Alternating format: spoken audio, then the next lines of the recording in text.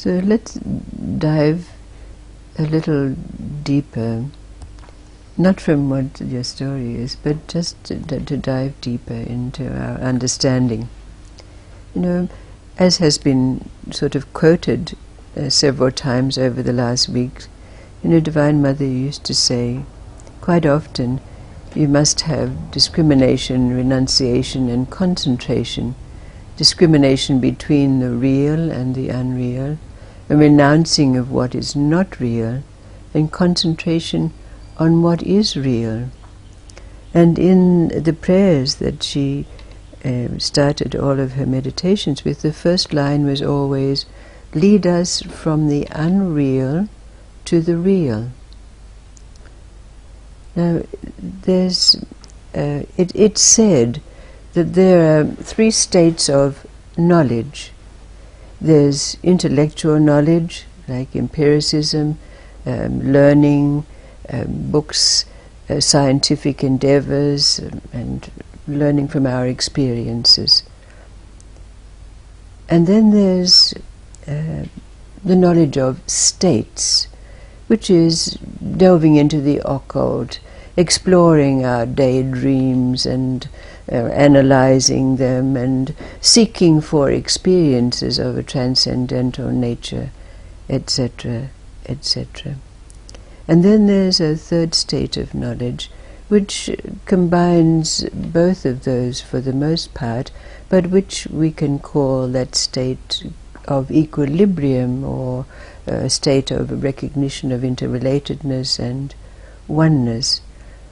Now, the first state, of course, is called intellectualism, and the second state is called emotionalism, and the third state, I guess you can call it a state of transcendentalism, where, for the most part, those first two states of knowledge are combined.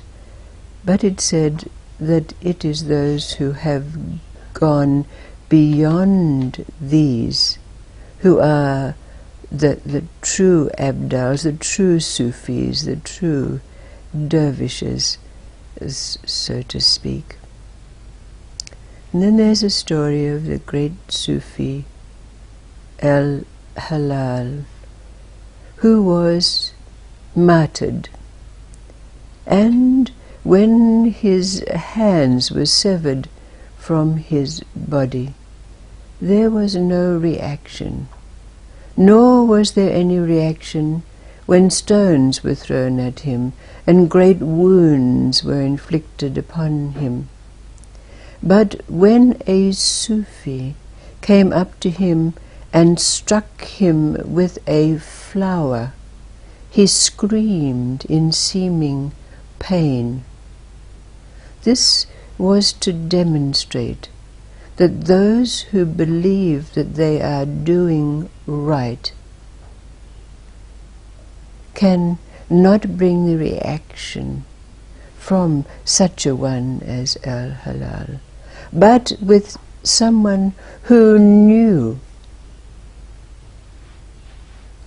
it caused the reaction of pretending to have great pain.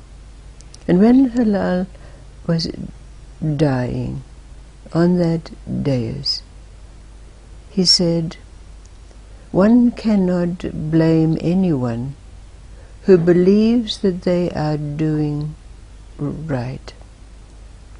But mankind, instead of attaining to what is right or truth, should attain to what is real. So we can ask the question now, in this place where we find ourselves, what is the difference between truth and what is right in accordance with the normal knowledge of man? And what is real for us now? What is your experience between truth, to which a number of seekers attain, seekers after truth, and what is real? Remembering that from our experience we know the transience of life, and therefore can say anything that changes is not real. So what is the real for us now? And what is its difference between that which we call truth or knowledge? What's real is what's felt, and what's truth is what's thought. Right. In the mind. Mm-hmm. So for me, truth, knowledge is something that's in the mind. Uh-huh. And what's real is something that I feel. Absolutely. And what do you say about this feeling? What's behind that feeling that allows us to absolutely know that this is real, this is unchanging? What is that we can say?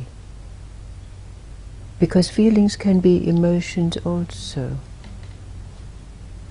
So what is that you would name that is that which is unchanging, which is manifest in the recognition that feeling is different from the truth that's gleaned by the mind?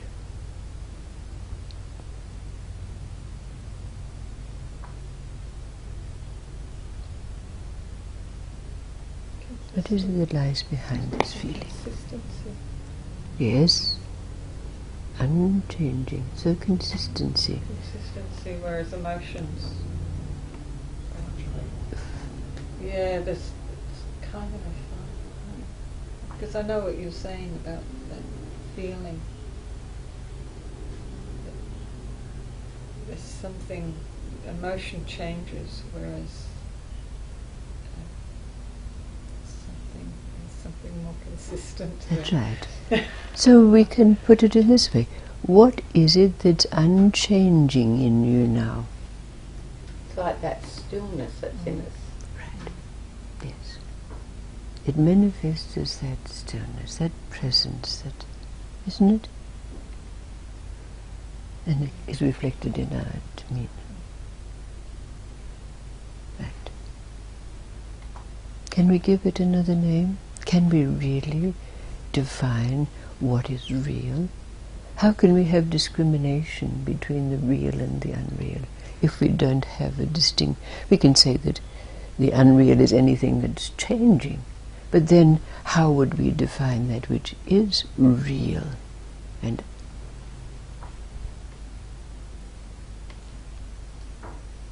permanent? Stillness, yes. But there's something behind stillness, isn't there? The stillness is a manifestation of it, which spawns presence, awareness, attention, focus in the sensory sense. But what is this state beyond knowledge? Beyond those three levels of life, the three levels of knowledge,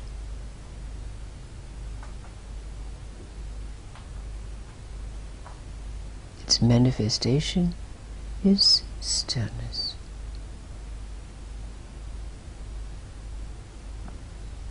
What is it? What is real?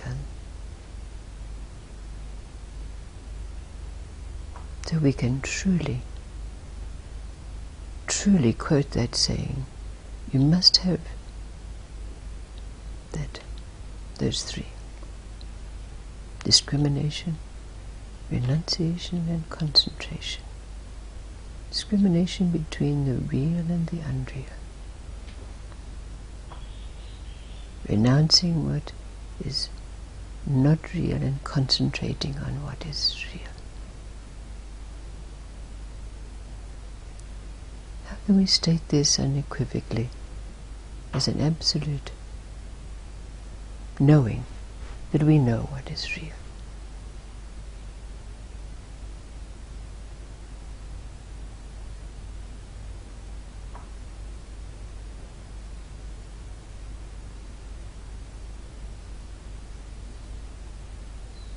So, homework while we're away. Oh, Pat, please just tell us.